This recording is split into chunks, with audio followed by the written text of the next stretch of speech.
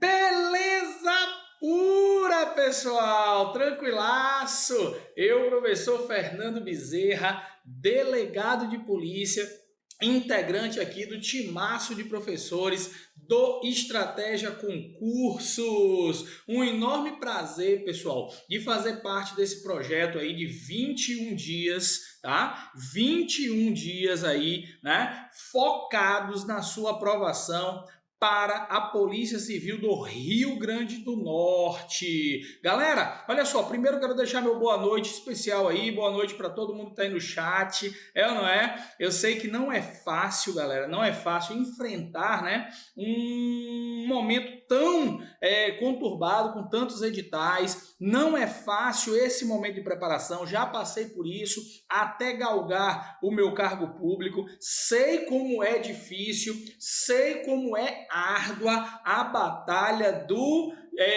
do candidato a uma vaga de concurso público, principalmente quando você pretende uma vaga de carreira policial, né, que é um concurso extremamente concorrido, que é hoje o grande sonho, né, da galera toda aí que quer fazer parte da aprovação em concurso público, quer integrar aí a carreira policial, é o grande sonho da sociedade hoje e da comunidade concurseira. Então eu tenho certeza absoluta que no dia de hoje eu posso contribuir um pouquinho com aquilo que eu também já leciono, que é a disciplina de legislação penal especial. Eu sei o quanto você deve estar ansioso aí pelas discussões, né? E até porque esse projeto tem uma proposta muito interessante: trazer os principais tópicos, os principais temas, tá? Que podem ser cobrados de legislação penal especial. Eu separei um catálogo, pessoal, de questões e nós vamos resolver essas questões comentando aí na sequência, tá bom? Nós vamos resolver comentando aí na sequência. Trouxe aqui um arcabouço de leis muito importantes para vocês, tá bom? Um arcabouço de leis muito, mas muito relevante. Temos questões envolvendo lei de drogas, temos questão envolvendo Lei Maria da Penha, temos questão envolvendo lei de organização criminosa, lei de interceptação telefônica. Nessa aula aqui, então, temos uma sequência de leis muito importantes. Lembrando que nós já estamos no nosso segundo encontro. Na primeira aula, exploramos outras leis também. Vamos ter questão aqui também de abuso de autoridade, tá bom? Lei de abuso de autoridade, uma lei nova, uma lei que tem aí uma faceta especial para cair na sua prova, para ser cobrado com certeza absoluta na sua prova. Beleza pura, pessoal? Tranquilaço? Ó, galera que tá entrando aí agora, eu deixo aí o meu boa noite especial, tá, pessoal? E recomendo que continuem aí com nossa transmissão. Na sequência, a gente vai ter muita Fernandica, muita bezerregra especial, tá, pessoal? Nós vamos ter muita Fernandica, muita bezerregra na sequência das nossas discussões. Ó, peço pra galera aí fazer uma gentileza de sempre, né? Eu sempre peço isso a todos que estão aí acompanhando o nosso chat, que, por gentileza, quem entrar depois, explique, que eu tento sempre incorporar dentro da explicação da questão, eu sempre incorporo sua dúvida, tá bom? Então lance sua dúvida que eu vou tentar, obviamente, incorporar aqui a questão, beleza? Tranquilão, galera? Vamos que vamos. Olha só, pessoal, na sequência aqui, eu, professor Fernando Bezerra, né, já me apresentei para vocês, estou responsável pela disciplina de legislação penal especial, tá? Mas antes de iniciarmos as questões, eu faço um convite especial, para que conheçam as minhas redes sociais de amigos, ao meu Instagram, @deltafernandobezerra. Fica aí o convite para que depois da nossa aula você possa integrar a rede social de amigos, integrar aí o meu grupo de amigos especial do Instagram, tá bom? Respondo todos os seus directs, respondo todas as suas dúvidas, sem dúvida nenhuma. Mande lá no direct que eu tiro dúvida com a maior satisfação do mundo. Beleza pura? Show de bola, galera. Vamos lá. Ó, esse projeto específico da Polícia Civil do Rio Grande do Norte, né? Com 21 dias aí, o desafio de 21 dias com os principais temas para sua prova. Vamos lá. Eu separei aqui, obviamente, né, já que temos uma banca definida, né? Eu concentrei as discussões aqui na banca FGV. Todas as questões que eu trouxe para vocês são oriundas da FGV, de cargos que têm aí, ó, uma paridade do grau de exigência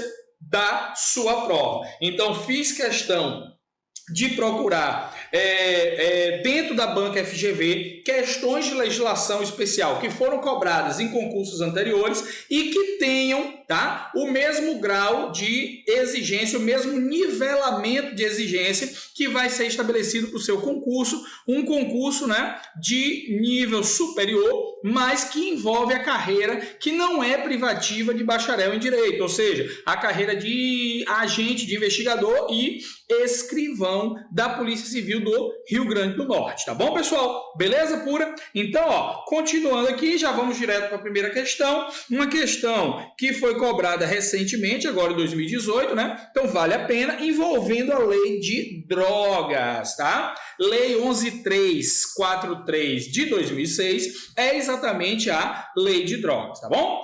A lei 11.343 de 2006 define uma série de crimes relacionados ao tráfico de drogas, além de prever um procedimento próprio para julgamento dessas infrações penais. Em geral, as questões FGV, elas têm, né, um enunciado, um cabeçalho muito grande. A gente vai ver aqui na sequência outras que são até maiores. Essa daqui até nos surpreende pelo fato dela ter um cabeçalho, ó, até razoavelmente sintético dentro dos padrões da FGV, tá bom, pessoal? Beleza pura? Então vamos lá. Sobre o tema, e aí o tema, obviamente, a lei de drogas, o tráfico de drogas, os ilícitos, né, definidos na lei de drogas. Sobre o tema, analise as afirmativas a seguir. Item 1, pessoal. Item 1. Em razão da necessidade de sigilo e, eventualmente, urgência da medida, poderá ocorrer infiltração de agentes de polícia em tarefas de investigação, ainda que sem autorização judicial, desde que informado previamente ao Ministério Público. Pessoal, a tarefa de infiltração, preste atenção, tá? A medida cautelar de infiltração de agentes é uma medida cautelar definida como reserva de jurisdição, tá? Reserva de jurisdição. E ela se trata de uma reserva de jurisdição exatamente porque depende de autorização judicial. É obrigatória a autorização judicial, o franqueamento pelo juiz, sob pena, né, da medida cautelar não ser legítima, não ser legal. Então, precisa, antes da infiltração ocorrer e antes dela ser desempenhada, que exista prévia autorização judicial. Não supre a prévia comunicação ao Ministério Público, não supre, tá? Porque o Ministério Público não detém poderes jurisdicionais. Ele não detém poderes jurisdicionais, de modo que ele não exerce jurisdição, então ele não pode autorizar a medida. Só quem pode autorizar a infiltração de agentes é exatamente a autoridade judiciária, o juiz. Portanto, o item 1 está falso e você encontra o fundamento dessa explicação que eu acabei de lhe passar no artigo 53 da Lei 11.343, que é o artigo 53 caput. Ele vai apresentar para a gente, nos dois incisos, tá, duas medidas cautelares que dependem de autorização judicial. A primeira medida cautelar, infiltração de agentes, no inciso 1, e no inciso 2 ele vai trazer a ação controlada, tá, que no caso da lei de drogas exige autorização judicial também, tá bom? Beleza? Por então, item 1 falso. Item 2. Antes mesmo do recebimento da denúncia, o denunciado deverá ser notificado para apresentação de defesa, sendo que eventuais exceções apresentadas deverão ser processadas em apartado. Verdadeiríssimo, tá? É o que nós chamamos de defesa prévia. No caso da lei de drogas, nós temos a necessidade de notificar o indivíduo para apresentação de defesa prévia, antes mesmo do juiz receber a ação penal, antes mesmo do juiz receber a denúncia. Então, na lei de drogas funciona um pouco diferente, tá? O MP oferece denúncia, olha só, o MP oferece denúncia, aí vai para o juiz, tá bom? O juiz, antes de receber a denúncia, ele determina notificação do acusado, notificação do acusado, para em 10 dias apresentar defesa prévia, tá, pessoal? Então, o acusado dispõe de 10 dias para apresentar a defesa prévia. E aí essa defesa é apresentada ao juiz, e aí o juiz pode rejeitar, olha só, ou receber a denúncia, tá? Então o juiz pode rejeitar ou receber. Se ele receber, ele determina a citação do acusado e agora sim, a partir da citação, ele vai apresentar resposta à acusação. Tá bom, pessoal? Então, no rito da lei de drogas, nós temos esse momento aqui, prévio, chamado defesa prévia, que deve ser apresentado em 10 dias, conforme o artigo 55, que define o procedimento da lei de drogas, tá? O artigo 55 define essa especialidade aí, essa especificidade do procedimento da lei de drogas. Beleza pura? Então, o item 2, verdadeiro, até porque ele é quase que a cópia literal do artigo 55 da lei 11.343 de 2006.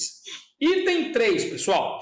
Observadas as formalidades legais, admite-se a postergação da atuação policial sobre os portadores de drogas com a finalidade de identificar e responsabilizar o maior número de integrantes de operações de tráfico. Pessoal, essa medida aí, ela está também prevista no artigo, ela também está prevista no artigo 53, só que no inciso 2, ela também existe na lei de drogas e ela é muito conhecida como ação controlada. Ah, professor, eu não lembro dessa expressão ação controlada. Eu vou te fazer lembrar. Flagrante postergado. Você lembra do flagrante postergado? Olha só, é o caso aqui. Flagrante postergado, que a gente estuda lá no processo penal, que é aquela hipótese em que a polícia deixa de intervir de imediato, tá? Mesmo o sujeito já cometendo a infração penal, a polícia deixa de intervir de imediato, tá bom? Aguardando o momento mais oportuno quanto ao quê? A reunião das provas, né? E a reunião dos autores. Então, para alcançar maiores elementos probatórios ou para alcançar um maior número de envolvidos na infração penal, a polícia deixa de intervir de imediato. Então, temos aqui no item 3 verdadeiro também, a medida que está prevista aí no artigo 53, inciso 2, que é conhecida como não intervenção imediata da polícia, né? Sobre os portadores de drogas, também conhecida como ação controlada ou flagrante postergado. Beleza pura? Então temos aí que o item 1 é falso, o item 2 é verdadeiro, o item 3 é verdadeiro, de modo que nós temos aí a resposta, letra D de dado, tá? Letra D de dado é a resposta da questão baseada aí na lei de drogas, tá bom? Avançando aqui, pessoal, próxima questão, uma questão que foi cobrada agora em 2019 a respeito da Lei Maria da Penha, Lei 11.340 de 2006. Ele traz uma questão, veja, como a FGV gosta de fazer enunciados, olha só, longos. Olha para isso aqui, tá? Em geral, os enunciados são até mais longos do que isso aí. A gente vai ver mais à frente aí na sequência das questões que ela traz até enunciados maiores do que esse daí, por exemplo. Beleza? Então, essa daqui eu até reputo uma questão fácil, tá? Uma questão que eu reputo até fácil, mas que muita gente pode errar na hora da prova. Tem que ficar de olho na estruturação da Lei Maria da Penha. Carlos e Ana são casados há 2 anos e não possuem filhos por opção de Ana, que não deseja ser mãe. Carlos, entretanto, considera que Ana mudará de ideia após engravidar e está impedindo a esposa de fazer uso de métodos contraceptivos. Impedir a esposa de fazer uso de métodos contraceptivos é uma das expressões de violência doméstica e familiar. Tá, pessoal? É uma das expressões que está prevista lá na Lei 11.340, no artigo 7º. Tá bom? O artigo 7º da Lei Maria da Penha, ela traz 5 formas de violência doméstica. A violência física, a violência moral, tá? A violência patrimonial, patrimonial, a violência sexual, olha só, física, moral, patrimonial, sexual e psicológica, tá, pessoal? Então, muito cuidado aqui, tá? O artigo 7º da Lei 11.340 de 2006, que é a Lei Maria da Penha, traz aí 5 expressões de violência doméstica, tá bom? Aí a questão está perguntando, segundo a Lei Maria da Penha, a conduta de Carlos ao vetar o uso de métodos contraceptivos por sua esposa corresponde a qual desses tipos de violência doméstica e familiar. Não caia na pegadinha, tá? Trata-se de uma violência sexual, tá bom? Trata-se de uma violência sexual e está prevista especificamente no artigo 7º, inciso 3, tá, pessoal, da Lei Maria da Penha, tá bom? Não é uma violência moral, não é estrutural, não é patrimonial e não é religiosa. É uma forma de violência sexual expressamente definida lá, tá bom? Essas formas de violência aqui, doméstica e familiar, eu vou até escrever aqui, essas formas de violência doméstica e familiar,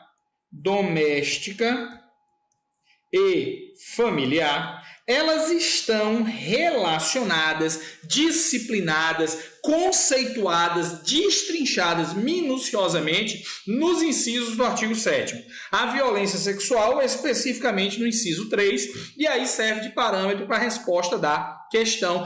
Vale a pena consulta ao artigo 7º, tá, pessoal?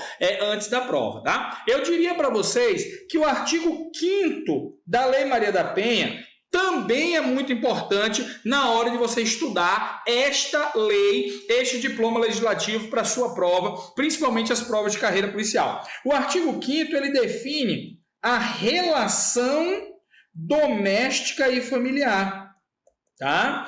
Relação doméstica e familiar, tá bom? E ele define isso como? Dizendo que se trata da relação baseada no gênero, tá? Baseada no gênero, no âmbito da família, primeiro, no âmbito da unidade doméstica, inciso 1, no âmbito da unidade doméstica, tá bom? O inciso 2, no âmbito da família, e o inciso 3, em qualquer relação íntima de afeto. No âmbito da unidade doméstica, ele vai tratar do espaço compreendido aí pelo convívio de pessoas, ainda que esporadicamente agregadas e mesmo sem vínculo familiar. Beleza? E aí, cuidado com isso, tá? No caso do âmbito da unidade doméstica, não se exige, tá? Não se exige coabitação, tá? Nenhum dos incisos de definição da relação doméstica familiar vai exigir coabitação. Não exige. Não precisa morar no mesmo teto, tá, pessoal? Não precisa morar no mesmo teto. Então, não exige coabitação. Segundo ponto importante, não precisa ser da mesma família, tá? Ah, professor, mas o inciso 2 exige que seja da mesma família. Não necessariamente. Ele fala no âmbito da família que consideram-se parentes ou aparentados, tá? Então ele diz, no âmbito da família, a comunidade formada por pessoas que são ou se consideram aparentadas, beleza? Reunidas pelo laço sanguíneo, que é o laço natural, pelo laço civil, que pode ser uma adoção, pode ser também uma relação em que você toma uma pessoa para criar e cria com ela uma obrigação de cuidado, e pode ser também uma relação de afinidade. Cuidado, não é afetividade. Afetividade é o inciso 3. Beleza? Então, muito cuidado com isso. Não precisa de coabitação, não precisa necessariamente ser da mesma família, tá bom? E o mais importante, pessoal, o mais importante, tem que ser uma circunstância baseada no gênero e, olha só, independente da orientação sexual. Então, olha só, é possível aplicar a Lei Maria da Penha numa relação entre duas mulheres, por exemplo, tá? Entre duas mulheres pode tranquilamente aplicar a Lei Maria da Penha. Não vai caber, obviamente, numa relação homoafetiva masculina. Aí não cabe, tá? Por quê? Porque o sujeito passivo, a vítima, inexoravelmente tem que ser mulher, tá bom?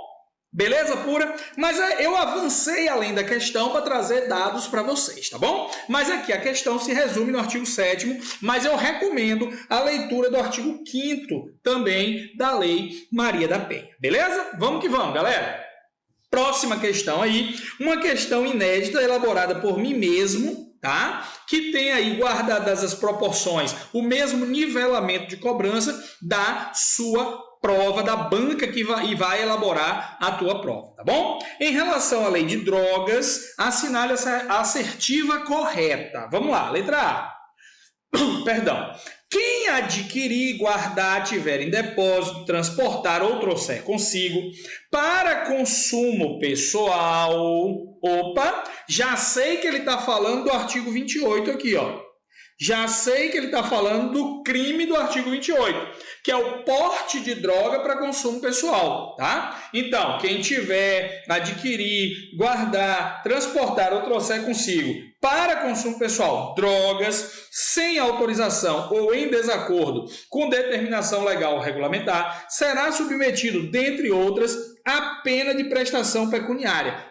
Cuidado, pessoal, cuidado. O artigo 28 não implica pena de multa, tá? Não implica pena de multa, tá, pessoal? Cuidado. Não implica pena de prestação pecuniária, não implica pena de multa. Professor, tem certeza? Lendo o artigo 28, eu encontro aqui o parágrafo 6º, que ele fala que caso descumpridos aquelas determinações do caput, caberia multa ou admoestação verbal. Pessoal, essa multa a que se refere o parágrafo 6º não tem caráter de pena. Ela se trata do que no direito a gente chama de astrentes, tá? Astrentes é uma medida coativa, uma medida coercitiva que te obriga a cumprir as sanções definidas na lei. Então, o artigo 28 estipula como penas, ele estipula como penas 3 medidas, tá? 3 medidas. Advertência sobre as consequências das drogas. Deixa eu apagar aqui rapidinho para escrever melhorzinho, mais bonitinho para vocês. Advertência. Olha só. Advertência sobre as consequências das drogas. Além da advertência, também a prestação de serviços à comunidade.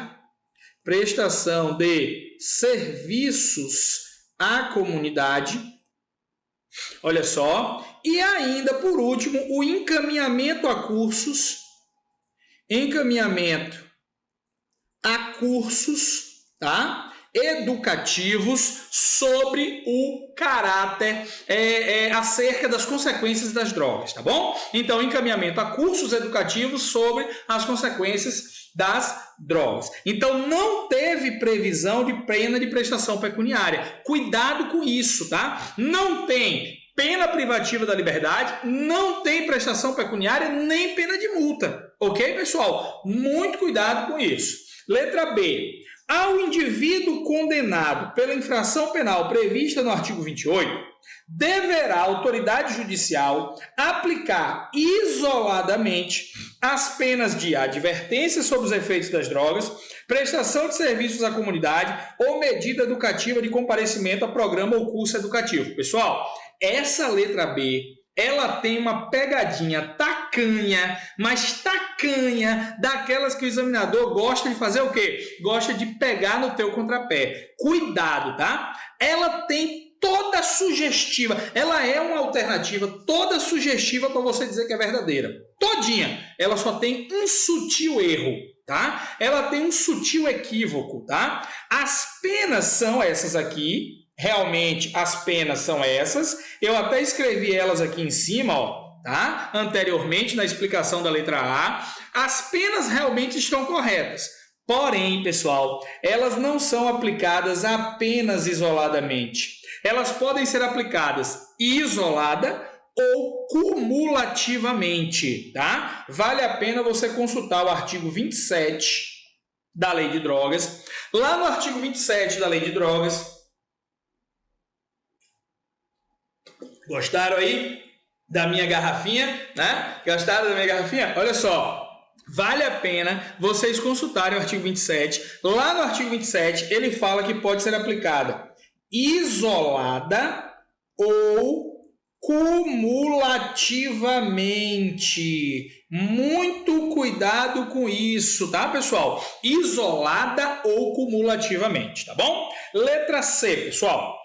A internação involuntária, galera, marca isso, mudança recente da Lei de Drogas, tá? A possibilidade de internação involuntária, marca isso, pega a sua canetinha rosa, tá? Aquela canetinha rosa com frufrus amarelos bem piscantes, tá? Aquela canetinha que vem escrito assim, professor Rosenval, né? Canetinha rosa escrito professor Rosenval, cheia de frufrus amarelos piscantes, sabe aquela marca texto? Pronto, é essa porra que eu quero que você pegue. Você vai pegar esta caneta e você vai marcar internação involuntária como um dos tópicos bem prováveis de ser cobrados em sua prova. Por quê? Porque se trata, pessoal, de novidade legislativa recente da Lei de Drogas, o que induz para a gente a possibilidade de ser cobrado em prova, inclusive prevista lá no artigo 23A, tá? Prevista no artigo 23A, esta hipótese de internação involuntária, você deve consultar o artigo 23A antes da sua prova. Vamos lá. A internação involuntária de indivíduos dependentes de drogas poderá ser requerida a pedido do servidor público da área de saúde, desde que na absoluta falta de familiar ou responsável legal. Verdadeiríssimo, essa letra C é a resposta da questão. A legitimidade primeira é de um familiar ou de um responsável legal. A legitimidade para requerer a internação involuntária do dependente de droga é da família ou do responsável legal. Essa é a imediata legitimidade. Mas presta atenção, tá? Na falta de um familiar, na absoluta falta de um familiar ou de um responsável legal, um servidor público da área de saúde pode fazer o pedido de internação, beleza? Isso está previsto no artigo 23A, parágrafo 3º, inciso, pessoal, 2, tá? Inciso 2 do artigo 23A, parágrafo 3º, inciso 2. Muita atenção a essa regra, porque ela tem um cheirinho, tá? Um cheirinho que não é o cheirinho do Flamengo, tá? Não é o cheirinho do Flamengo, porque de vez em quando o cheirinho do Flamengo é só de vez em quando que ele acontece, né? É só de vez em quando que ele se concretiza. Aqui tem um cheirinho, sabe de quê? De tricolor de aço da Bahia, meu irmão, que é certeza que vai ganhar o campeonato. Beleza pura? Eu sou lá, esquadrão de aço, né? O Bahia, esquadrão de aço. Então, aqui é certeza. Aqui, ó, pode pegar o artigo 23 e colar assim, ó. Artigo 23A.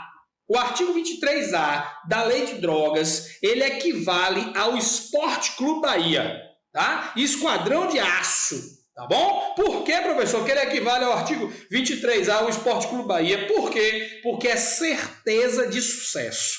tá? É certeza de vitória, tá bom? Então, ó, decora aí o 23A. Você deve estar pensando, rapaz, que professor iludido, né, velho? Que professor iludido. Não é não, rapaz, é fanatismo mesmo, tá? É fanatismo mesmo. Vamos lá. Então, ó, 23A, parágrafo 3º, inciso 2 aí, tá bom? Responde a letra C, quase que literalmente o texto que está aí presente é a redação do dispositivo legal, beleza? Vamos que vamos. Letra D de dado. Aquele que oferecer droga à pessoa de seu relacionamento, eventualmente sem objetivo de lucro, para juntos consumirem, ficará sujeito às mesmas penas imputadas àquele que adquirir, guardar, tiver em depósito, transportar drogas para consumo próprio. Pessoal, errado. Ele não fica sujeito, não fica sujeito às mesmas penas, tá? Por quê? Quem adquirir, guardar, tiver em depósito e transportar drogas para consumo próprio, vai incidir no artigo 28, tá? E no artigo 28, quais são as penas? Que nós já dissemos aqui atrás, ó. Quais são elas? Advertência, prestação de serviços à comunidade e encaminhamento a cursos. Agora, quem oferecer droga à pessoa de seu relacionamento, eventualmente sem objetivo de lucro, para juntos consumirem, incorre no crime previsto no artigo 33, parágrafo 3º, pessoal, tá? E aqui no 33, parágrafo 3º, ele se submeterá a uma pena de 6 meses, olha só, a 1 ano. Ok? Então são penas distintas. No 28 você tem aquelas 3 medidas: advertência, prestação de serviços à comunidade, encaminhamento a cursos ou medidas educativas sobre as consequências das drogas. Já no 33, parágrafo 3º, nós vamos ter pena de 6 meses a 1 ano. Então, não se tratam das mesmas penas, portanto, não ficam sujeitos às mesmas penas. Beleza pura? Letra E. A internação involuntária perdurará apenas pelo tempo necessário à desintoxicação, no prazo máximo de 60 dias, galera, tendo seu término determinado pelo médico responsável. Errado! O prazo máximo não é de 60 dias. O prazo máximo são 90 dias, tá, pessoal? 90 dias, conforme a regra do artigo 23A, parágrafo 5º, inciso 3 da Lei 11.343 de 2006, beleza?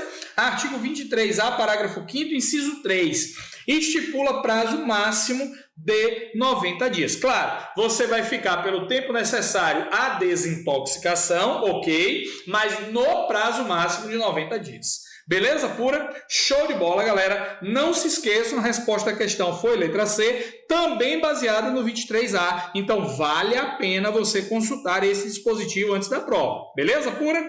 Vamos avançar, galera. Próxima questão, uma questão também elaborada por mim, tá, pessoal? Agora só que uma questão versando sobre a Lei Maria da Penha, tá? Cuidado com essa questão, ela tem uma pegadinha ali importante e eu vou tocar nesse ponto da pegadinha tacanha na hora que nós estivermos deliberando acerca das explicações, dos comentários dessa questão. Beleza pura? Muita atenção nessa questão. A priori, ela parece ser uma questão fácil, ela tem a aparência de ser uma questão fácil, ela é sugestivamente uma questão fácil, porém, pessoal, ela tem aí uma qualidadezinha especial, uma qualidade, um quê especial de pegadinha. Beleza? Então não caia nessa pegadinha, fique atento. Vem comigo que com as Fernandicas e Bezerregras você não erra, tá? Com Fernandicas e Bezerregras você não escorrega em nenhuma pegadinha. Vem comigo. Item 1. Olha só, em relação à Lei Maria da Penha, julgue os itens abaixo. Item 1. Não se aplica a Lei 9.099 de 95. Verdadeiro, tá? Em relação à Lei Maria da Penha, nós temos vedação expressa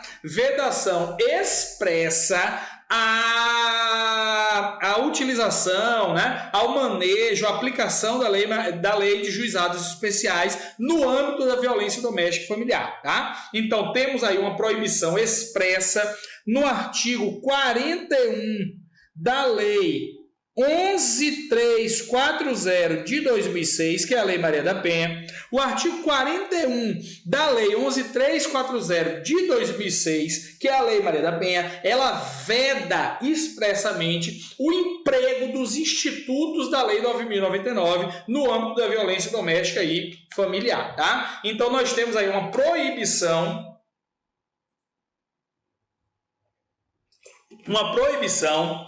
de aplicação, tá, pessoal, da Lei 9.099, que é a Lei de Juizados Especiais Criminais, no âmbito da relação doméstica e familiar, tá bom? Então, não se aplica mesmo a lei 9.099 quando se tratar de Lei Maria da Penha, beleza?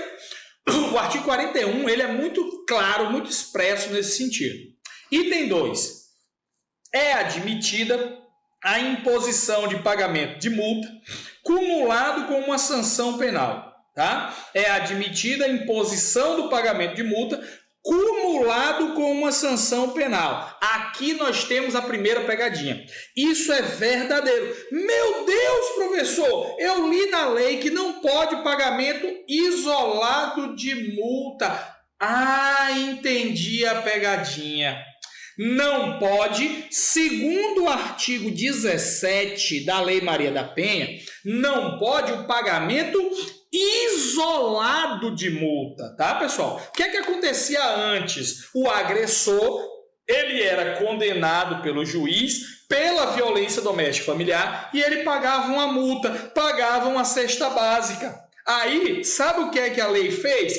Proibiu que o juiz convertesse a pena em multa ou até mesmo em cesta básica. Não pode pagamento isolado. Cuidado, quando você lê lá o artigo 17, ele vai dizer: é vedada, né, a aplicação de pena de cesta básica, a aplicação de pena de prestação pecuniária ou a pagamento isolado de multa. Não cabe o pagamento isolado de multa, mas isso não quer dizer que não possa caber a multa desde que cumulada com uma sanção penal de outra natureza. Beleza pura? Essa é a primeira pegadinha, porque muitas vezes a gente decora assim, ó, não cabe multa. Cuidado! Cabe multa, mas ela não pode ser isoladamente, tá? Cabe multa na Lei Maria da Penha? Claro que cabe, desde que cumulada com a sanção penal de outra natureza. Beleza pura? O que não pode é o pagamento isolado de multa. Ó, o artigo 17, ele proíbe o pagamento isolado de multa, tá, pessoal? Ele proíbe o pagamento isolado de multa. Beleza pura? Então, ó, é admitida a imposição de pagamento de multa, sim, desde que cumulado com a sanção penal. Beleza pura? Item 3 agora. Todos os crimes procedem mediante ação penal pública incondicionada. Errado, pessoal. A Lei Maria da Penha não define a ação penal. Isso é um equívoco.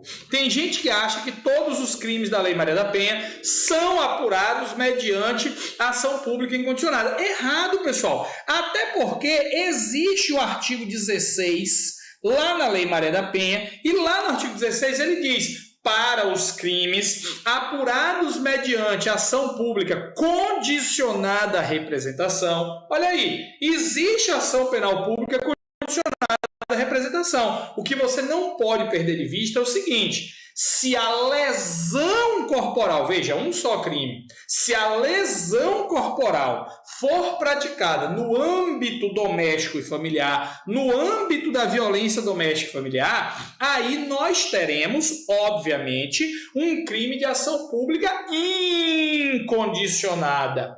Entretanto, um crime de ameaça, por exemplo, ele continua sendo ação pública condicionada. Um crime de dano continua sendo ação privada. Então, olha só, pessoal, nós temos todos os tipos de crimes no âmbito da Lei Maria da Penha, porque quem define a espécie de ação penal não é a Lei Maria da Penha. Quem define a espécie de ação penal é o próprio tipo penal, a própria figura típica, onde ele estiver previsto. Por exemplo, no Código Penal, na lei especial, onde quer que seja. Quem vai definir o tipo penal não é a Lei Maria da Penha, mas sim quem, pessoal? O próprio tipo penal, a própria figura típica.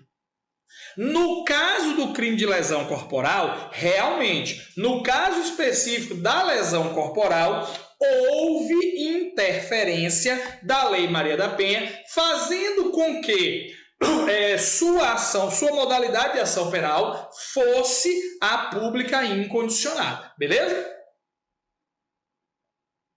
Mas isso é isolado no que tange ao crime de lesão corporal, beleza pura?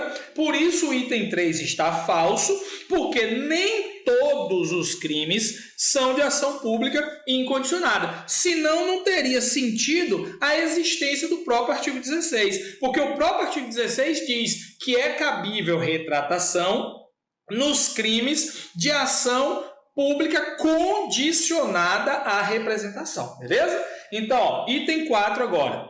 É cabível a suspensão condicional da pena. Galera, que pegadinha é essa aqui, velho? Essa daqui é uma das pegadinhas mais tacanhas que eu já vi. Esse item 4 é verdadeiro. Mas como, professor? Mas como? Cuidado, gente. Ele está falando que é cabível a suspensão condicional da pena. Ele não falou do processo, tá? A questão não fala da suspensão condicional do processo. Olha só, são duas coisas diferentes. A suspensão condicional da pena está tratada no Código Penal e a suspensão condicional do processo está tratada na Lei 9.099 de 95. Tá bom? Cuidado com isso. Olha só, não cabe suspensão condicional do processo. E por que não cabe suspensão condicional do processo? Porque a Lei Maria da Penha, no artigo 41, vetou a utilização dos instrumentos da Lei 9.099. Então, se a Lei Maria da Penha, no artigo 41, vetou a Lei 9.099, não cabe suspensão condicional do processo. Mas a suspensão condicional da pena, que está prevista no Código Penal, ela pode ser utilizada. Inclusive, a doutrina e a jurisprudência, tá? doutrina de vários autores e a jurisprudência do STJ, elas costumam dizer o seguinte, que a suspensão condicional da pena é o único benefício penal, olha só, é o único benefício penal admitido na Lei Maria da Penha, que é a Lei 11.340 de 2006, tá bom? É o único benefício penal admitido na Lei 11.340 de 2006, tá bom? É o único benefício penal, pessoal. Muito cuidado com isso. Olha só, uma questão recheada de pegadinhas, uma questão aí que é bem ao estilo do que a FGV faz, né? Com assertivas recheadas de pegadinhas. E aí você precisa ter muita atenção em relação a isso, tá, pessoal? Muita atenção, porque cabe suspensão condicional da pena. Não caberá suspensão condicional do processo. Aí realmente não cabe, beleza? No âmbito da relação doméstica e familiar, no âmbito da Lei Maria da Penha, cabe suspensão da pena, não cabe suspensão condicional do processo, tá bom? Então, temos o item 1 verdadeiro, o item 2 verdadeiro, o item 3 falso, o item 4 verdadeiro. Então, temos aí como resposta a letra A. Somente os itens 1, 2 e 4 são verdadeiros, porque o item 3 é falso. Beleza pura, pessoal? Tranquilaço. Viram como não é nenhum bicho de 7 cabeças? Não é mesmo, galera. Nenhum bicho de 7 cabeças. Você pode, desde que preparado, atento às pegadinhas, você pode galgar o seu espaço na prova, no concurso, na banca FGV, principalmente aí você que está concorrendo para a Polícia do Rio Grande do Norte, tá, pessoal? Um concursaço. Imagine você aí, né, servindo a polícia ali em Pipa, irmão. Porra, meu irmão, já pensou, velho? Você, policial civil em Pipa, né? Tibau do Sul, irmão. Porra, é um sonho de qualquer um. É ou não é? É um sonho de qualquer um. Imagine, velho, quantas ocorrências não deve ter em Pipa? Quantas? Não sei. Acho que o máximo que tem em Pipa é um furto de uma sandália na praia. É ou não é? Deve ser só isso. Imagine, bicho, você pensa assim, rapaz, você é escrivão, ó. Você é escrivão de polícia em Pipa, tá? No Rio Grande do Norte, em Pipa, né? Já pensou? Você é escrivão de polícia em São Miguel do Gostoso? Rapaz do céu, meu irmão. Deus ali. Meu amigo, imagine você de manhã, 2 inquéritos. Aí você faz 2 inquéritos, de tarde você faz o quê? Vou dar uma surfada. Vou dar um mergulho em Maracajaú. Ah, não é? Já pensou, velho? Rapaz, vou pegar aquele bondinho de Pipa. Não, pronto, vou tirar um caju lá do cajueiro, pronto. Tô sem fazer nada na delegacia aqui, ó. Tô sem fazer nada na delegacia. Vou pegar um caju lá no cajueiro, irmão. Já pensou, meu brother? Rapaz, é um sonho, né? Então, para isso, invista, estude. Ó, estude. Venha, se ligue nas Fernandicas. Olha aí, mais uma questão aí. Lei Maria da Penha na veia, ó. Lei Maria da Penha de novo. Tá? Mais uma da Lei Maria da Penha para você fixar isso aqui, porque isso cai, meu irmão. Isso cai em prova. Vem comigo. Em relação ao descumprimento das medidas protetivas de urgência, ó, questão importante aí, ó. Assinale a alternativa adequada conforme as normas positivas do direito pátrio e a respectiva jurisprudência. Letra A. O crime de descumprimento de medidas protetivas de urgência é inafiançável. Olha que pegadinha. O crime de descumprimento de medidas protetivas de urgência, que está previsto no artigo 24A, tá? 24A da Lei 11.340 de 2006, esse crime, ele não é inafiançável. Cuidado, ele comporta fiança. Só que ele comporta fiança apenas pelo juiz, tá? Então, olha só, cabe fiança,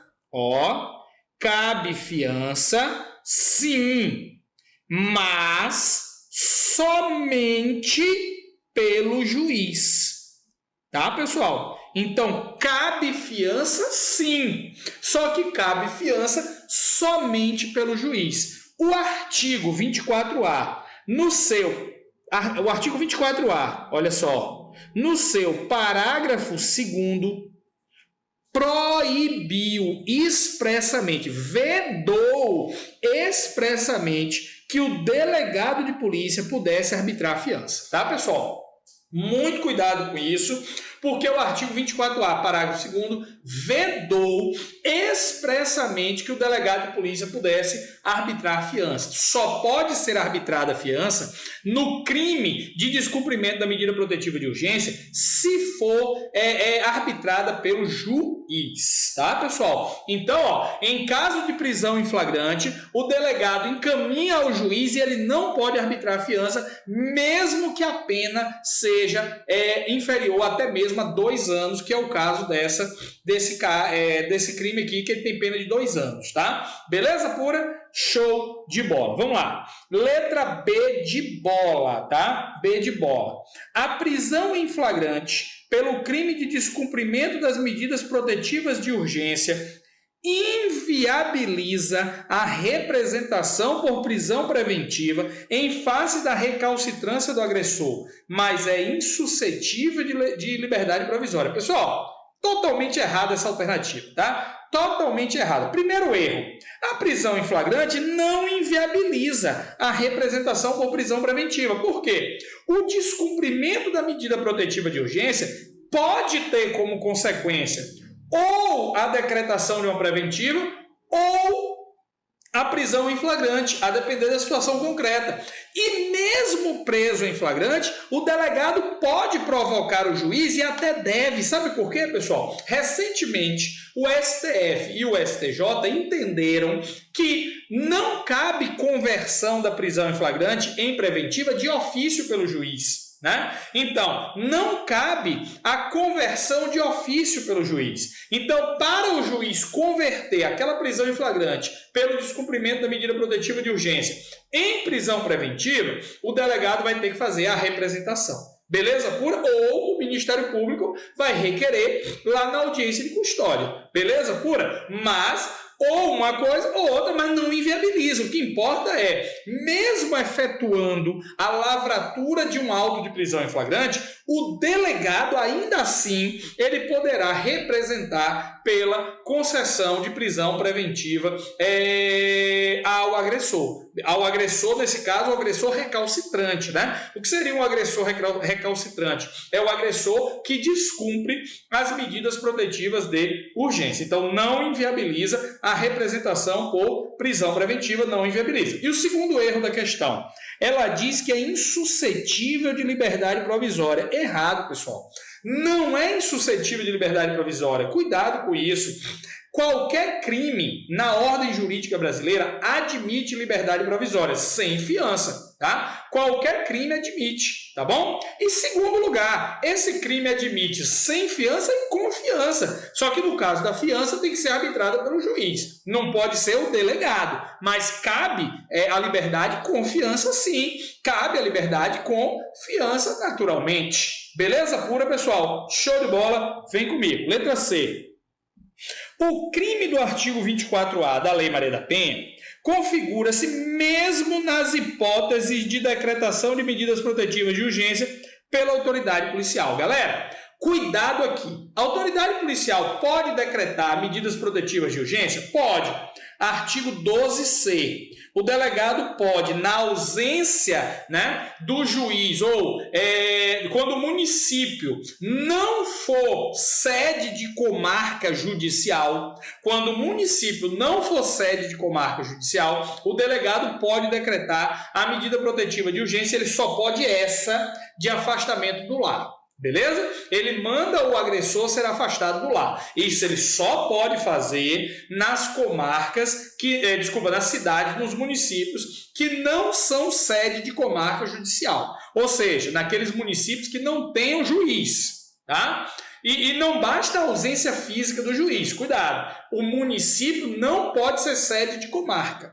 Beleza pura? Aí presta atenção. Nesses casos, o delegado pode, segundo o artigo 12C da Lei Maria da Penha, ele pode decretar diretamente a medida protetiva de urgência. Entretanto, cuidado com isso.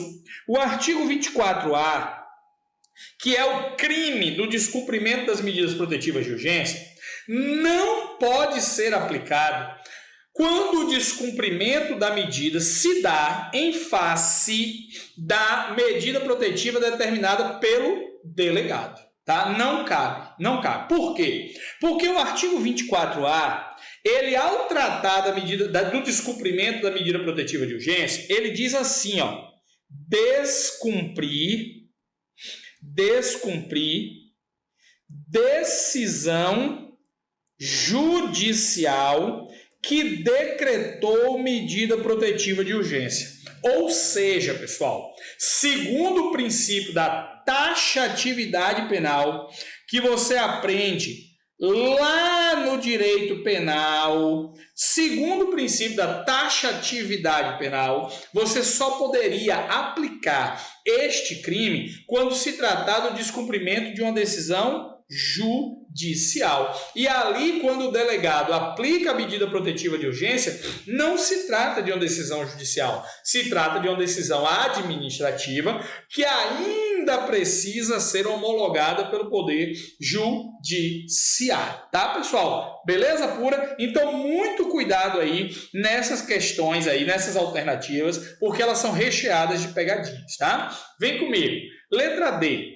O descumprimento das medidas protetivas de urgência não enseja a configuração de nenhum tipo penal autônomo na legislação brasileira, mas permite a decretação de prisão preventiva pelo juiz ou delegado em casos de urgência. Temos dois erros aí na questão. Em primeiro lugar, ela diz que não enseja configuração de nenhum tipo penal autônomo. O descumprimento de medidas protetivas de urgência tem sim um tipo penal autônomo previsto no artigo 24A, que a gente está comentando sobre ele aqui o tempo todo. É ou não é? A gente está comentando sobre ele aqui o tempo todo. Então, muito cuidado, tá? E segundo equívoco da questão, ele fala que permite decretação de preventiva pelo juiz ou pelo delegado. Delegado não pode decretar medida de prisão preventiva. O delegado, no máximo, ele pode representar pela prisão preventiva, mas decretar só o juiz, tá? Decretar só o juiz. O delegado não decreta prisão preventiva, o delegado representa. Beleza pura? Letra E. As disposições da Lei 9.099 não podem ser aplicadas ao delito previsto no artigo 24A da Lei 11.340. Perfeitinho, galera. Letra E aí, a gente viu agora há pouco, numa questão anterior, que eu comentei o artigo 41 da Lei 11.340 de 2006, que esse artigo 41, ele veda, ele proíbe a utilização dos institutos da Lei 9.099, portanto, da Lei de Juizados Especiais, quanto à violência doméstica familiar. Beleza pura? Então, há uma vedação expressa aí, pessoal, uma vedação aí explícita na Lei Maria da Penha, que proíbe o manejo, a aplicação dos institutos da Lei 9.099, da Lei de Juizados Especiais, no âmbito da Lei Maria da Penha. Beleza pura? Show de bola. Galera, seguindo aqui as nossas discussões, tá? Vamos lá. Vamos discutir agora a Lei de Organização Criminosa, que é a Lei 12.850. Olha aí, ó. Lei importantíssima, tá, pessoal? Lei 12.850, Lei de Organização Criminosa. Ela traz o conceito de organização criminosa, define o crime de organização criminosa, define um crime equiparado à organização criminosa, que é a conduta de embaraçar a investigação referente à organização criminosa. Aí ela define também outros crimes correlatos, tá? A partir do artigo 18 até o artigo 22. Ainda define meios de investigação e de obtenção de prova. Tá? Então, muita coisa importante. Nessa lei, por exemplo, você vai ter mecanismos de investigação e obtenção de prova do tipo colaboração premiada. Tá? Você vai ter, além da colaboração premiada, você vai ter ação controlada, infiltração de agentes analógica e virtual. Você tem a analógica, que é a tradicional, a física, e você tem a digital, que é virtual, pessoal. Beleza pura? Então, muita atenção a essa lei. Essa lei é extremamente importante para a sua prova. Tá? Essa lei, ela tem uma incidência relevantíssima e principalmente você vai trabalhar com ela na sua atividade profissional cotidiana na polícia, beleza? Então vamos lá, galera, vamos que vamos, tá? Olha só, de acordo com a Lei de Organização Criminosa, Lei 12.850, a infiltração de agentes, uma questão que trata de infiltração de agentes, provavelmente ela vai versar a partir do artigo 10, porque é a partir do artigo 10 que nós temos aí o tratamento legal da infiltração de agentes. Beleza? Vem comigo. Letra A. Se trata de uma técnica de investigação preliminar, isso aqui está correto. A infiltração de agentes é uma técnica de investigação preliminar, sem dúvida, porque ela objetiva o quê? É reunir, colher elementos probatórios, tá? Onde o agente infiltrado se torna imune à responsabilidade criminal. Muito cuidado, pessoal, muito cuidado. Olha só, a infiltração de agentes, cuidado, pessoal. Olha só, o agente ele pode responder, ele responde sim pelos excessos, tá?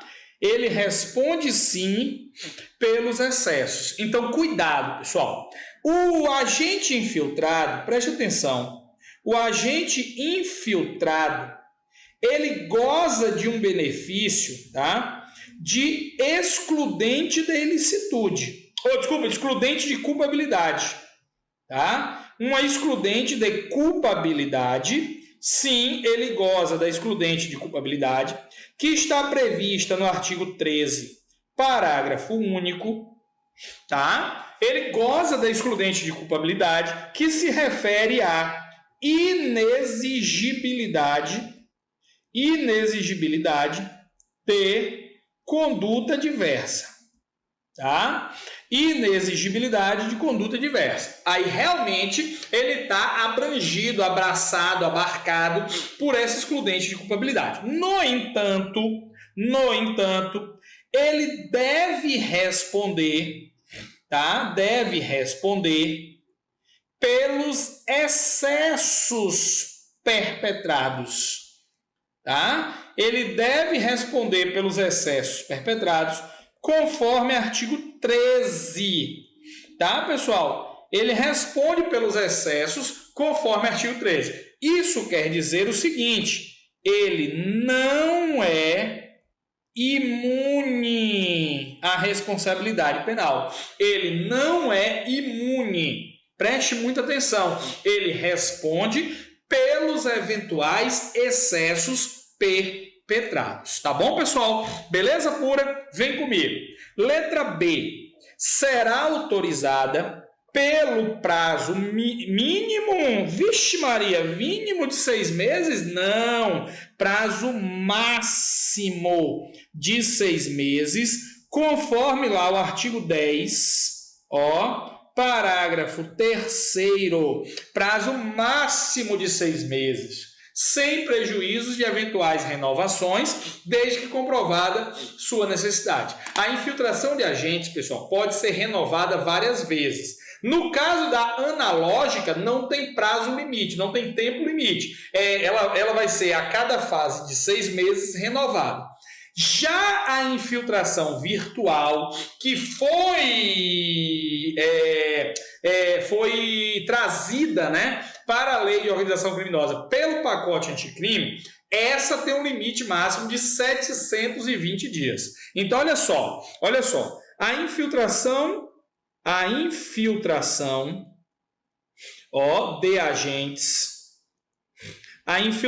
de agentes, preste atenção aqui, a infiltração de agentes, tá? Ela pode ser física e ela pode ser virtual, tá? Física ou virtual. Presta atenção, física ou virtual. Olha só. Tanto a física como a virtual, ela tem prazo máximo,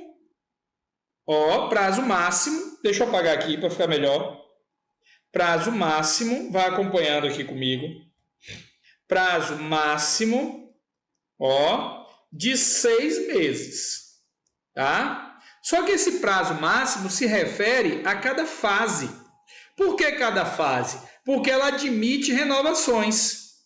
Admite renovações. Só que qual é o segredo das renovações? No caso da infiltração física ou analógica, olha só, essas renovações podem acontecer indefinidamente. Indefinidamente, tá? Não tem prazo limite. Então, cada etapa de 6 meses, renova mais 6 meses, renova mais 6 meses, renova mais 6 meses, renova mais 6 meses, renova mais 6 meses, renova mais 6 meses e vai renovando, indefinidamente. Cada renovação, 6 meses, tá, pessoal? Beleza pura? Agora, preste atenção. Na infiltração virtual, aí nós temos uma novidade. Qual é a novidade? O prazo máximo de cada etapa é de 6 meses. Pode renovar? Pode. Só que aqui, ó, ela fala em um limite máximo de 720 dias. Não pode ultrapassar 720 dias. É uma novidade da infiltração virtual que foi trazida para a Lei de Organização Criminosa no pacote anticrime. Tá? Então, muito cuidado com isso. A infiltração física, a infiltração analógica ou física, que é a infiltração tradicional, ela tem prazo máximo de 6 meses, mas ela não tem limite de renovações. Já a infiltração virtual ou digital, tá, pessoal? Ela também tem prazo máximo de 6 meses, mas ela tem um limite de renovações até o máximo de 720 dias. Beleza pura? Letra C. Terá seu pedido de infiltração sigilosamente distribuído de forma a não conter informações que possam indicar a operação a ser efetivada ou identificar o agente que será infiltrado. Perfeito, resposta da questão letra C. Sem dúvida nenhuma, previsão do artigo 12 da lei. Tá, pessoal? Artigo 12. O pedido de infiltração de agentes é sigilosamente distribuído, tá? Não pode conter aí informações nenhuma que indique a operação que vai ser efetivada, nem identifique o agente, senão você frustra a diligência investigativa que está sendo ali traçada, que está sendo planejada. Beleza pura? Muito cuidado, tá, galera? Muito cuidado mesmo, ok? Vamos que vamos. Letra D de dado. Será decidida pelo juiz competente no prazo de 48 horas. Errado, pessoal.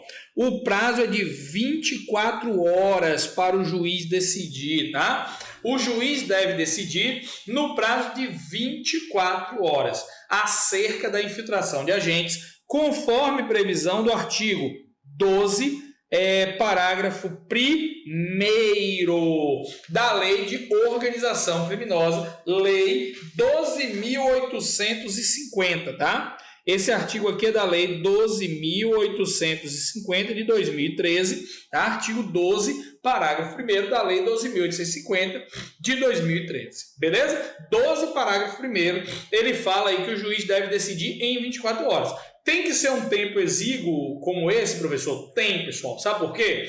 Tem que ser um tempo exíguo porque uma questão óbvia, né? Você está tratando de uma medida de risco, uma medida extremamente perigosa, uma medida que deixa um agente policial numa situação de extremo risco. Então, ela precisa ser decidida de forma urgente, tá? Vamos lá. Letra E. Nenhuma das alternativas anteriores você desconsidera também, por quê? Porque nós sabemos que a resposta da questão é letra C, conforme eu já expliquei para vocês. Beleza pura? Vamos para uma questão agora envolvendo organização criminosa ainda, tá? Outra envolvendo organização criminosa. Vamos lá.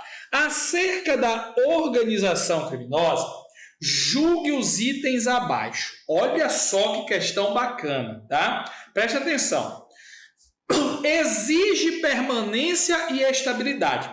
Toda organização criminosa, pessoal, toda organização criminosa é composta da associação de pessoas.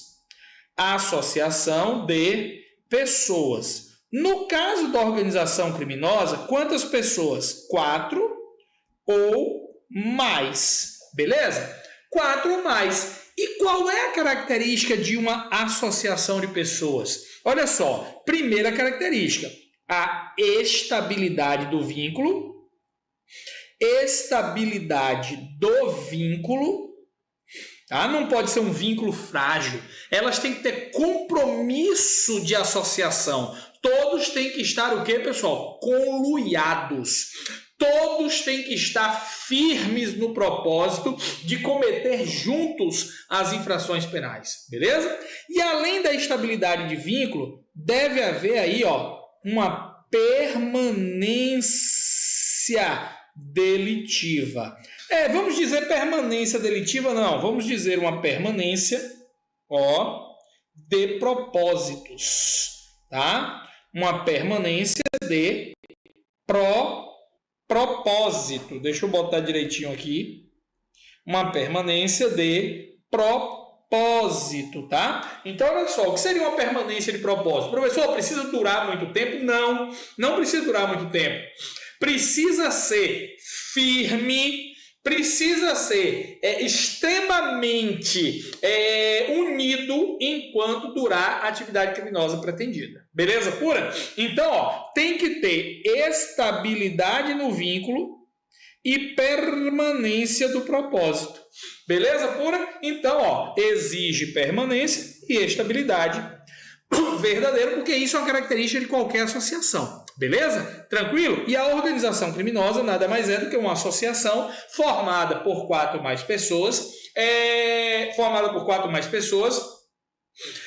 ainda que informalmente, mas com divisão de tarefas, ainda que informalmente, para atingir vantagem de qualquer natureza, mediante a prática de infrações penais. De que tipo, pessoal? Infrações penais do tipo ou de caráter transnacional, ou cuja pena máxima superior a 4 anos. Beleza pura? Aí olha só, trata-se de um delito plurissubjetivo. Sim, um delito plurissubjetivo é aquele, pessoal, que exige mais de uma pessoa no polo ativo. Tá? Ou seja, exige mais de um sujeito ativo. Nós chamamos também o delito plurissubjetivo de crime de concurso necessário de pessoas. Concurso necessário de pessoas, tá? Por que, professor, se trata de um crime de concurso necessário de pessoas? Por quê? Porque não há como se cometer esse crime se você não tiver pelo menos 4 pessoas. Se você não tiver pelo menos 4 pessoas, não há como cometer esse crime. Então você precisa de um concurso necessário de agentes. Beleza pura? Então é um crime plurissubjetivo, sim. Pluralidade, pluralidade de sujeitos. Beleza pura?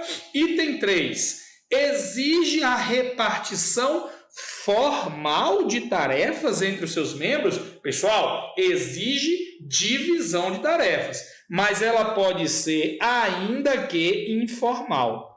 Ainda que informal, tá? Então o item 3 está falso.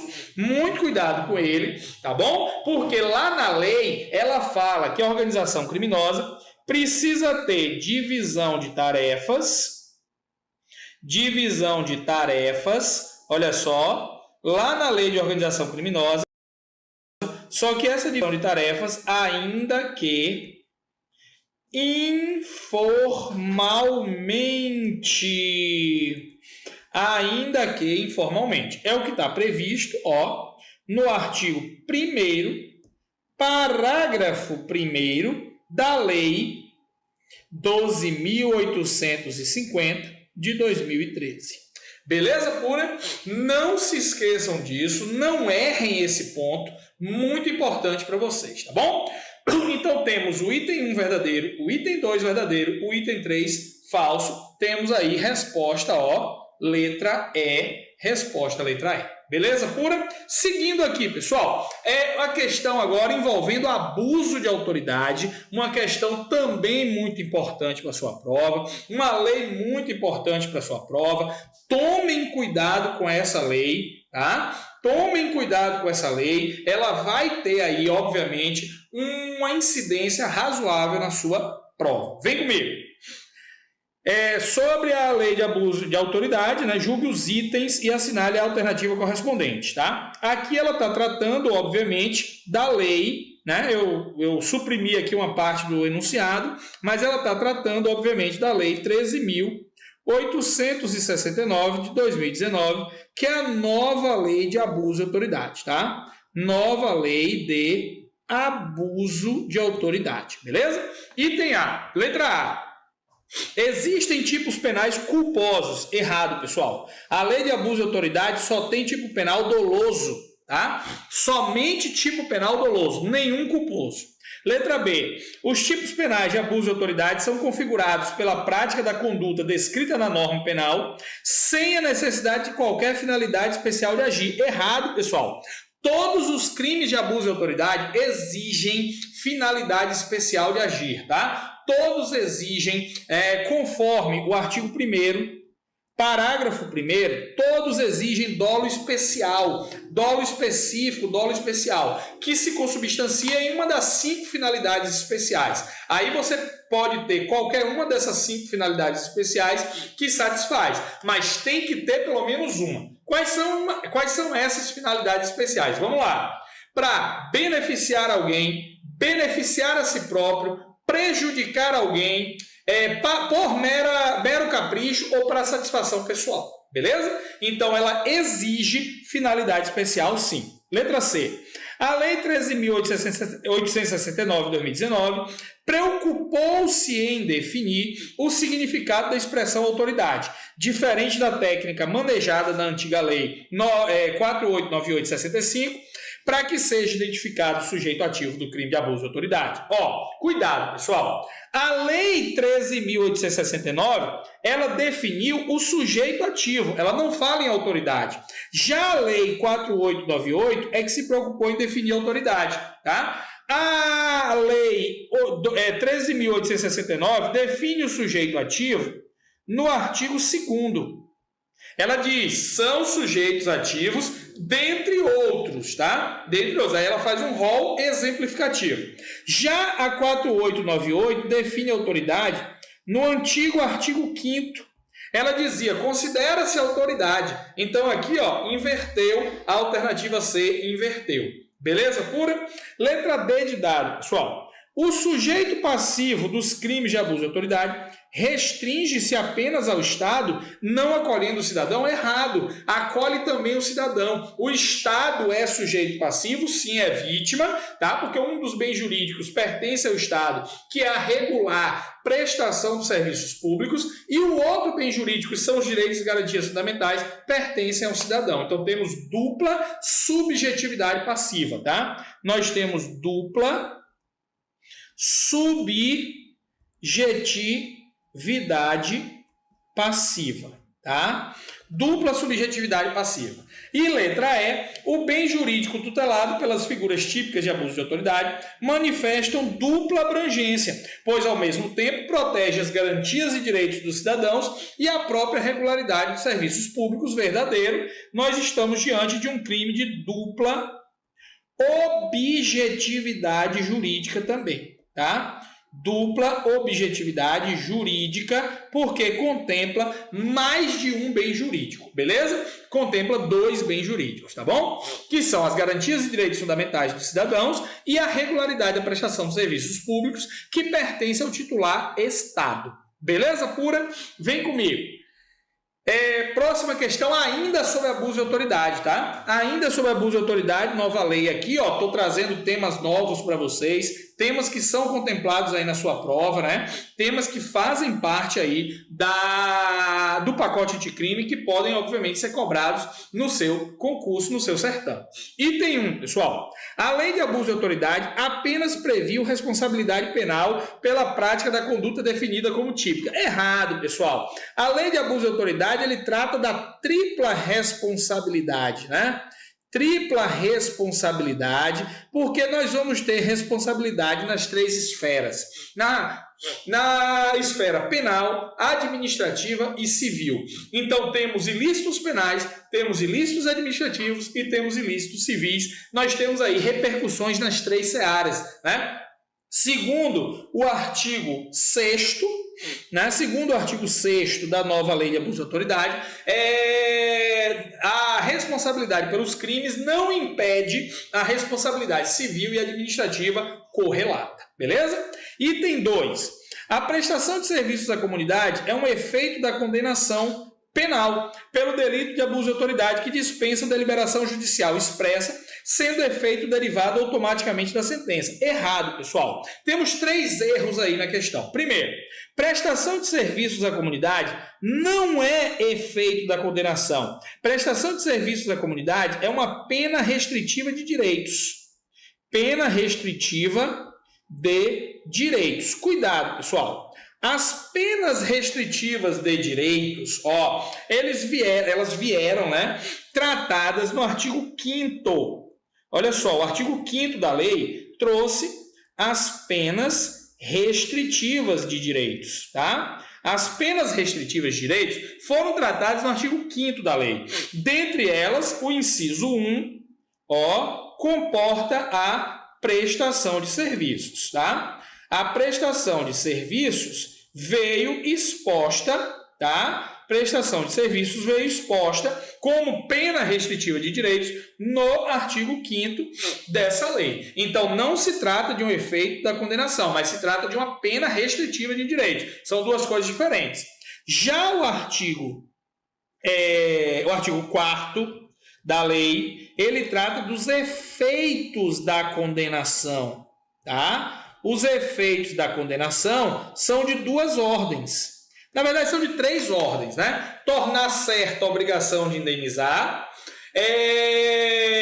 a perda do cargo, né? Perda do cargo, mandato ou função pública e a inabilitação. Então, são 3, né? Os efeitos da condenação que vêm regulados aqui pelo artigo 4º são 3.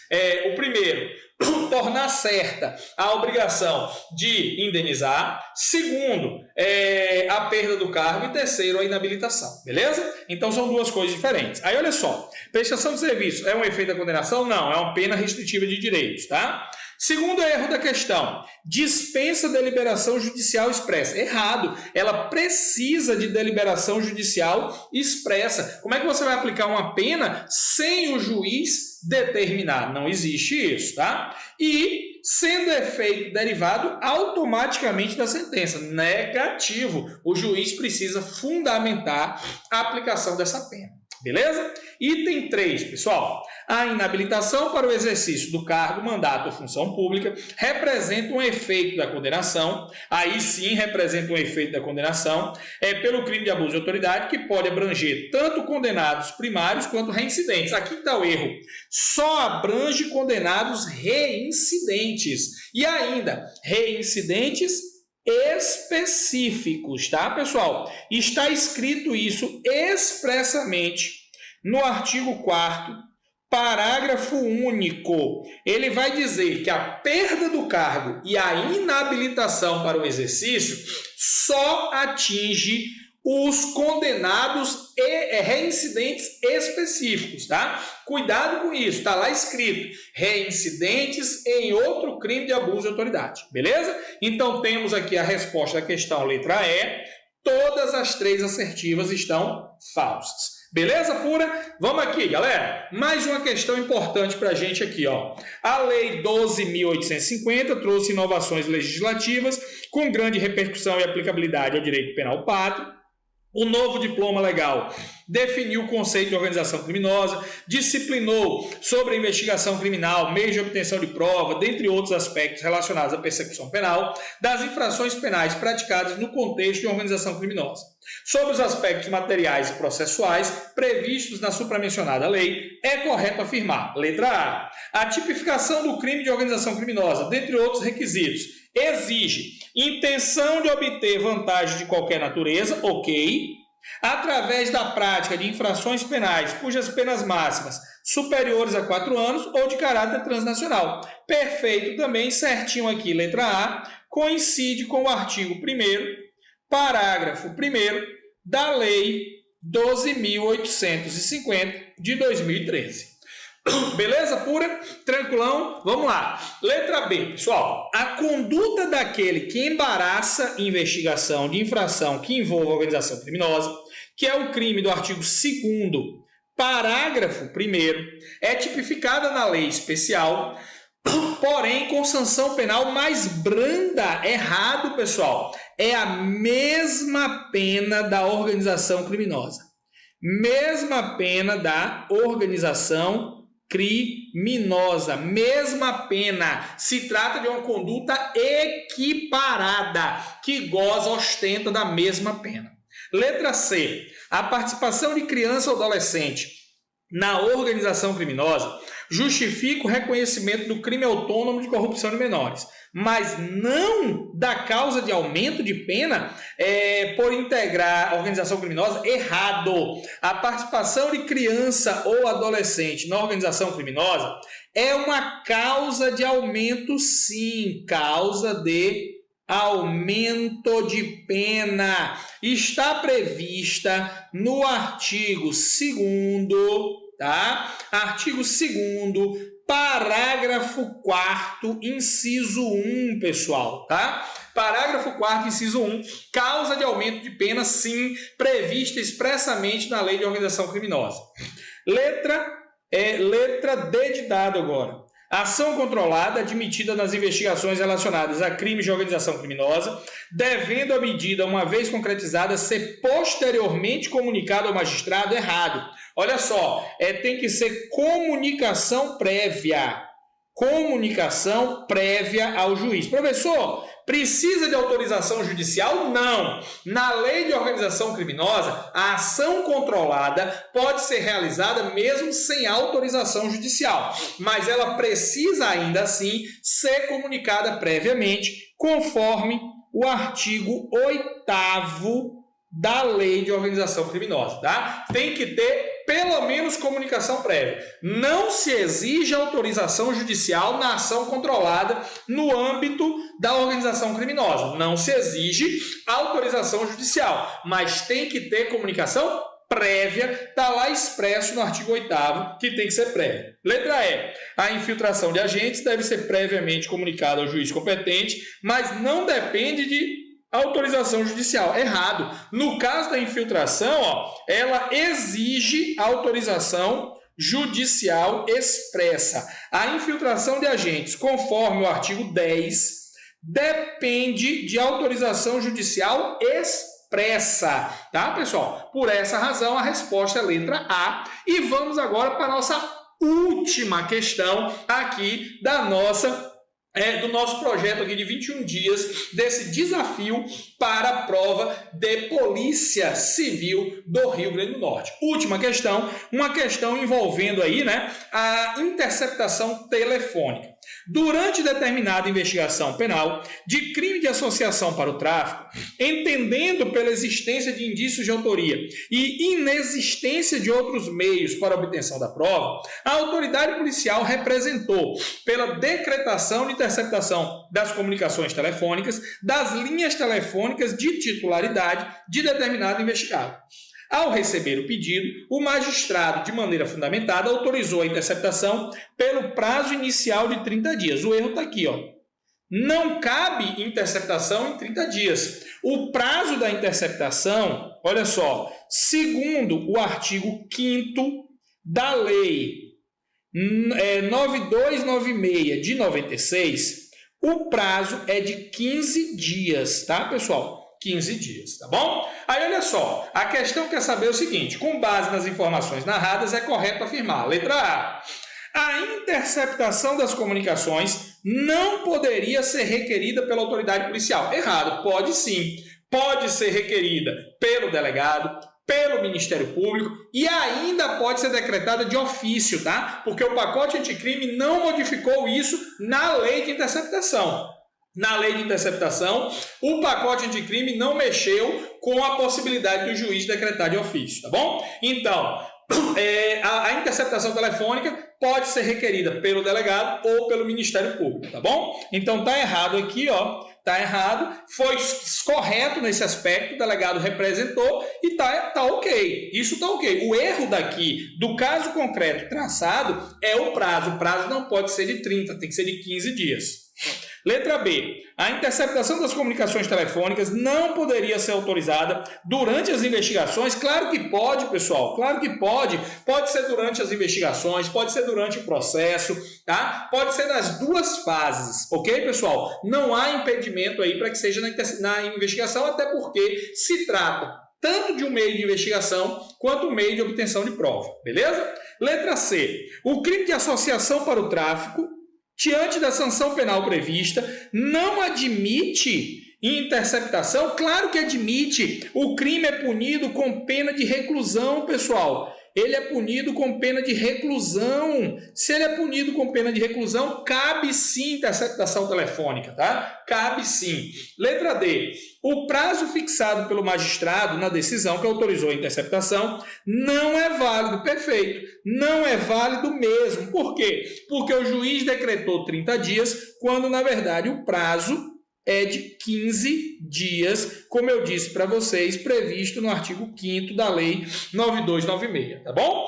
Letra E, só para fechar, a decisão que determinou a interceptação das comunicações telefônicas foi válida. Não, não foi válida, pessoal, porque o prazo fixado, foi equivocado, foi ilegal, tá bom? Beleza pura, pessoal? Olha só, eu deixo aqui meu muito obrigado para vocês por termos participado juntos desse momento especial. Convido vocês a integrar a minha rede social de amigos, @Delta Fernando Bezerra, tá?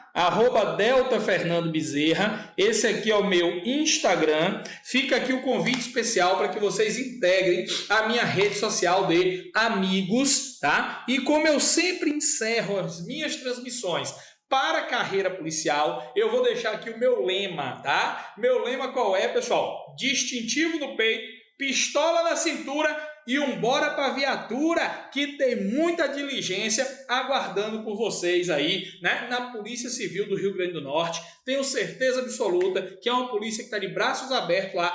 Pipa está esperando por você, São Miguel do Gostoso, né? Está esperando por você, Maracajaú, a cidade de Natal está esperando por você, o povo rio-grandense do Norte está de braços abertos aí para você que se prepara com a gente aqui no Estratégia Concurso. Beleza pura, galera? Distintivo no peito, pistola na cintura e bora para a viatura, que tem muita diligência esperando por você. See you next opportunity. Aquele abraço!